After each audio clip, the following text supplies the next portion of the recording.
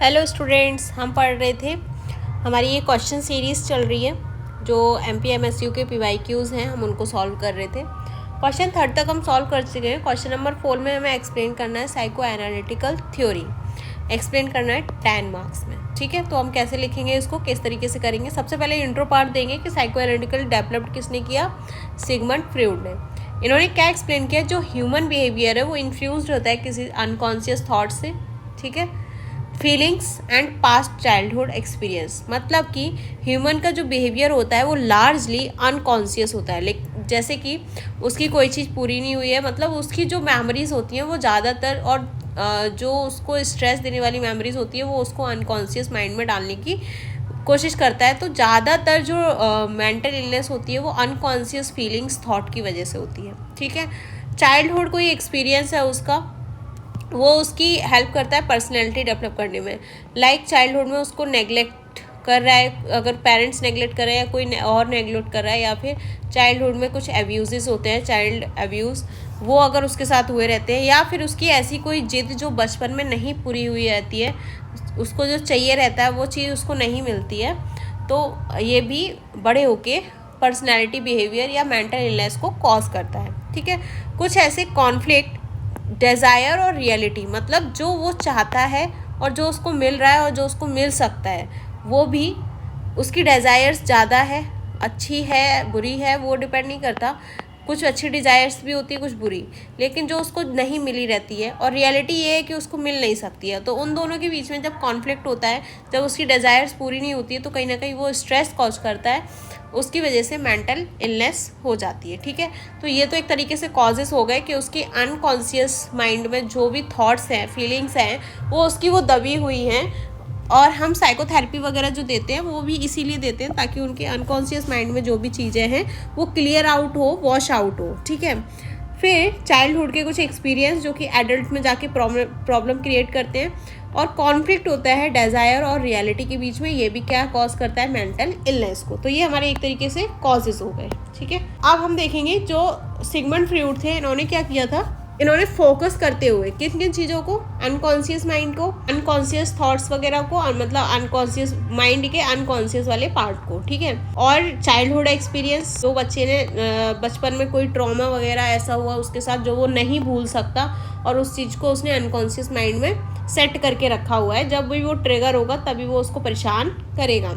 ठीक है, एक थर्ड हमारा था कॉन्फ्लिक्ट्स, लाइक जो हम चाहते हैं वो हमारी इच्छा अगर पूरी नहीं होती है बचपन में या बड़े होके, तो वो कहीं ना कहीं मेंटल इलनेस कॉज करती है।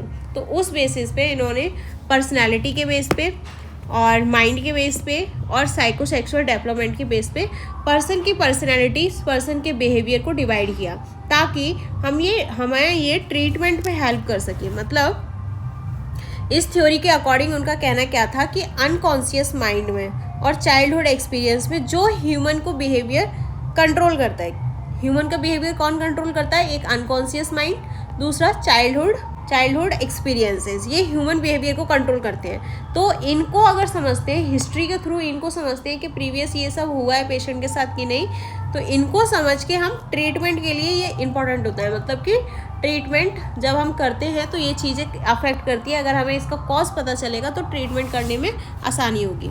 अच्छा, अब इसमें पर्सनैलिटी कितने टाइप की डिवाइड की है फ्रॉइड ने, ईड, ईगो एंड सुपर ईगो। ईड जो होता है वो वर्क करता है प्लेजर प्रिंसिपल पे, मतलब कि उसको चाहिए ही चाहिए। ईड पहले तो प्रेजेंट होता है फ्रॉम बर्थ। ठीक है, बचपन से ही बच्चे के अंदर ये रहता ही है, डेवलप नहीं होता है बाद में।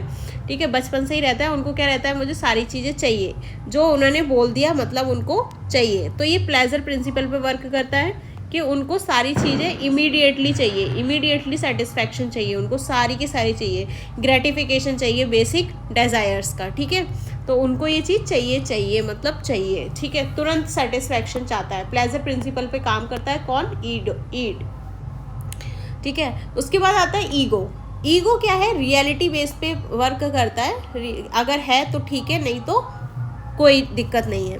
तो ये बैलेंस करता है ईड और रियलिटी को, कि जो रियलिटी है वो, और जो ईड मतलब उसको चाहिए, इमीडिएटली चाहिए, उसको जो भी उसकी डिज़ायर है वो फुलफिल होनी चाहिए।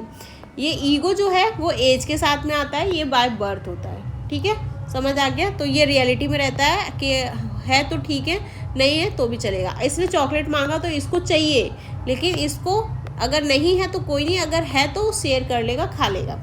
सुपर ईगो एकदम मोरल रूल्स होते हैं, मोरल पार्ट ऑफ पर्सनैलिटी होती है। इसमें सारे रूल्स एंड रेगुलेशन फॉलो करेगा, विद वैल्यूज़ रिप्रेजेंट करेगा, एथिक्स एंड कॉन्साइंस, ठीक है। तो ये तो रूल्स वगैरह में चलने वाला इंसान है, इसको ये सब ईगो से कुछ नहीं। अगर इसने कुछ सोसाइटल नॉर्म्स वगैरह फॉलो करता है, वैल्यूज़ आइडियल्स, ठीक है, एम करता है, मतलब ये एक तरीके से परफेक्ट इंसान होता है, ठीक है, परफेक्शन पे डिपेंड रहता है, इसको हर चीज़ परफेक्ट चाहिए होती है, परफेक्शन। एंड जज करेगा खुद का बिहेवियर कि मैं ठीक से रूल्स एंड रेगुलेशन फॉलो कर रहा हूँ कि नहीं। अगर नहीं करता है तो फिर इसको क्या होता है, गिल्ट फील होता है, ठीक है, इसको फीलिंग ऑफ गिल्ट्स आते हैं। समझ आ गया, ये तो के स्ट्रक्चर ऑफ पर्सनैलिटी के हिसाब से। नेक्स्ट उन्होंने डिवाइड किया लेवल ऑफ कॉन्शियसनेस के हिसाब से, कि कितने लोग कॉन्शियस होते हैं किस चीज़ को लेके, ठीक है, जिस चीज़ से हम करेंटली अवेयर होते हैं, मतलब जो हमारी प्रेजेंट में चल रही रहती है। एक देखो, ये एक डायग्राम है, आइसबर्ग है, ये टिप है इसका, फिर इसी का नीचे ये शैडो वाला पार्ट है, तो ये एकदम लार्ज पार्ट है, तो नीचे वाला हमारा अनकॉन्शियस वाला पार्ट ज़्यादा है, मतलब इसमें हमारे सारे हिडन अर्ज, हिडन थॉट्स, या कोई ट्रॉमेटिक इंजरीज या ट्रॉमेटिक मेमोरीज, ये सब हमारी कहाँ होती है, अनकॉन्शियस माइंड में। उससे ऊपर होता है प्री कॉन्शियस माइंड, इसमें हमारी मेमोरीज और कुछ नॉलेज होती है। उसके बाद जो प्रेजेंट के थॉट्स और परसेप्शन होते हैं वो हमारे कहाँ होते हैं, कॉन्शियस माइंड में। इसीलिए अबव माइंड जो हमें एक्चुअल में दिखता है वो हमारा इधर ही होता है सारा का सारा, ठीक है, और बाकी का प्री कॉन्शियस एंड अनकॉन्शियस हमारा नीचे होता है, ठीक है। जो अभी प्रेजेंट में कॉन्शियस नहीं है, वो प्री कॉन्शियस में जाएगा, ठीक है, लेकिन अवेयर है, यहाँ पे अवेयरनेस है, लेकिन करेंटली कॉन्शियस नहीं है, वो किस में आएगा, प्री कॉन्शियस में। और यहाँ पे अवेक भी नहीं है, लेकिन कॉन्शियसनेस तो रहती है थोड़ी बहुत, फिर भी वो मतलब डीप सीटेड फियर्स होते हैं यहाँ पे, क्योंकि वो रिप्रेस्ड कर लेता है। अगर उसको कोई चीज़ बहुत ज़्यादा पेनफुल है तो वो रिप्रेस्ड करके छोड़ देता है, भूलने की कोशिश करता है, ठीक है। जब वो कॉन्शियसनेस में आएगी तो वो पेन कॉज करेगी, इसलिए वो नीचे अपनी सारी डिज़ायर्स को जो उसकी पूरी नहीं हो सकती वो अनकॉन्शियस माइंड में जाएगी। कोई भी हिडन अर्जेस हैं या ट्रॉमेटिक कोई मेमोरीज हैं, वो पास्ट ट्रॉमेटिक होती है जो, वो अनकॉन्शियस माइंड में कहीं ना कहीं सेव हो जाती है। तो कॉन्शियस क्या है, what we are aware of, हम कौन सी चीज़ से अवेयर है, वो conscious easily brought to be awareness में आ जाती है, ठीक है, उसको, लेकिन करेंटली कॉन्शियस नहीं है, easily brought to awareness. Unconscious जिसमें हिडन थॉट्स, डिजायर वगैरह होते हैं, ठीक है, तो ये हमारे अनकॉन्शियस माइंड में, ये जो अनकॉन्शियस माइंड में सेव हो रहे हैं यही हमें क्या कॉज करेंगे, इलनेस कॉज करेंगे। कौन सी वाली, मेंटल इलनेस, क्योंकि इसमें क्या होगा, हमें स्ट्रेस आएगा जब भी ये थॉट्स बाहर आएंगे, या जब भी ये ट्रिगर होंगे, बाहर नहीं आ रहे हैं अभी, ट्रिगर हो रहे हैं, तो जब भी ये ट्रिगर होंगे तभी हमें मेंटल इलनेस होगी, ठीक है। नेक्स्ट हमारा होता है सेक्सुअल स्टेजेस ऑफ डेवलपमेंट। ये कैसे मेंटल इलनेस को कॉज करती है, आओ देखते हैं। फ्रूड ने प्रपोज किए 5 स्टेजेस, ठीक है। सबसे पहले आती है हमारी ओरल स्टेज। इसमें बच्चा 0 to 1 ईयर का जब होता है तब उसको प्लेजर सेंटर रहता है, उसका क्या, प्लेजर सेंटर उसका क्या रहेगा, माउथ, लाइक वो क्या करेगा, सकिंग एंड बाइटिंग। उसने क्या सीखा इसमें, तो सकिंग एंड बाइटिंग। फिर एनल स्टेज आया, एनल में उसने टॉयलेट ट्रेनिंग वगैरह, तो उसने अपने ब्लैडर को उसने यहाँ पे कंट्रोल करना सीखा, क्या, bladder controlling bladder and bowel, ये कंट्रोल करना उसने सीख लिया, ठीक है। नेक्स्ट हमारा है फैलिक स्टेज। इसमें क्या करती है, ये प्लेजर जोन है जेनाइटल्स को लेके। इस स्टेज में क्या कहते हैं, ऑडिपस कॉम्प्लेक्स एंड इलेक्ट्रा, ये सुना होगा, ऑडिपस एंड इलेक्ट्रा कॉम्प्लेक्स। इसमें अपोजिट सेक्स, ऑडिपस मतलब फॉर ये बॉयज़ के लिए रहता है और ये for girls. Opposite sex attract to each other वाला ये आने लगता है फैलिक स्टेज में, जब बच्चा 3 to 6 एज का रहता है। लेटेंसी स्टेज 6 to 12 ईयर्स पे। इसमें क्या होता है, सेक्सुअल इम्पल्सेस रिप्रेस्ड होते हैं, चिल्ड्रन फोकस करता है सोशल एंड इंटेलेक्चुअल डेवलपमेंट। यहाँ पे मेन डेवलपमेंट हमारा स्टार्ट हो जाता है, उसको यहाँ पे तो हो गया अट्रैक्शन, उनको रिप्रेस्ड करके चिल्ड्रन क्या करेगा, फोकस करेगा अपने सोशल एंड इंटेलेक्चुअल डेवलपमेंट पे, मतलब सोशल रिलेशनशिप बनाना चाहेगा, और इंटेलेक्चुअल डेवलपमेंट मतलब माइंड से कुछ सोचेगा, पढ़ाई लिखाई स्टार्ट करेगा, स्टार्ट होने से पहले ख़त्म भी हो जाती है। फिर आता है जेनाइडल स्टेज एडोलेसेंस पे, ये पुबर्टी ऑनवर्ड्स है, ये पुबर्टी स्टेज है, क्या है पुबर्टी स्टेज ऑनवर्ड्स, इसमें तो सेक्सुअल रिलेशनशिप वगैरह सब बन जाते हैं। तो ये क्या, अगर किसी स्टेज पे फिक्स हो जाता है, मतलब फिक्सेशन आ जाता है कोई भी स्टेज पे, कहीं एक जगह जाके रुक गया, या फिर कोई भी स्टेज पे आके कोई भी प्रॉब्लम आया इन सारी स्टेजेस पे, या फिर कुछ उसकी डिज़ायर्स थी जो पूरी नहीं हुई, फुलफिल नहीं हुई, तो वो क्या करेगा, पर्सनैलिटी प्रॉब्लम कॉज करेगा। ठीक है, फिर यहाँ पे जो ईड, ईगो, सुपर ईगो ये सब था, इनको रिमूव करने के लिए या इनको हटाने के लिए वो कुछ ऐसे चीज़ें यूज़ करता है जिसको हम डिफेंस मैकेनिज्म बोलते हैं। या तो वो अपनी फीलिंग को रिप्रेस करेगा, डिनाई करेगा, रिग्रेशन करेगा, या फिर कुछ भी करेगा। सबसे पहले तो हम देखेंगे डिनाई कर रहा है, मतलब कि वो रिफ्यूज़ करेगा रियलिटी को एक्सेप्ट करने से, यही करता है ना पर्सन, रिफ्यूज़ करेगा टू एक्सेप्ट रियलिटी। ठीक है, ईगो वाले इंसान रियलिटी में ही रहते हैं, ईड वाले एक्सेप्ट नहीं करते हैं। ठीक है, उनको जो चाहिए मतलब चाहिए। रिप्रेशन, इसमें एडल्ट क्या करता है, दूसरों पे ट्रस्ट करना, मतलब ट्रस्ट करना कम कर देगा, स्ट्रगल करेगा वो ट्रस्ट करने के लिए दूसरों पे। क्यों?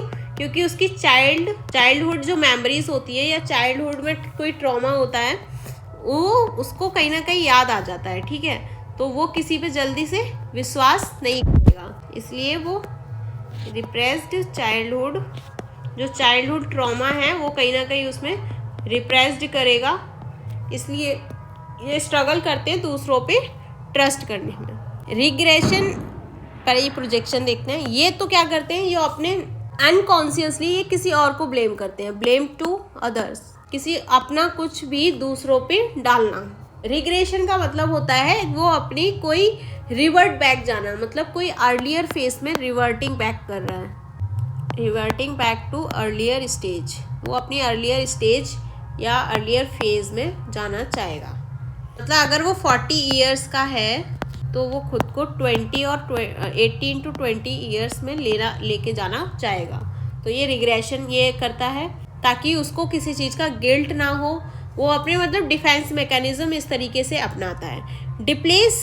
डिस्प्लेसमेंट का ये मतलब होता है अगर वो गुस्से में है या अग्रेसिव नेचर है उसका, तो वो अपना गुस्सा किसी और पे निकाल देगा। ठीक है, एग्रेसिव नेचर, एग्रेशन या anger to others, anger on other. ठीक है, अपना गुस्सा मतलब निकालना, ये बंदा है इसको बहुत तेज गुस्सा है, ये निकालना गुस्सा इस पे चाहता था।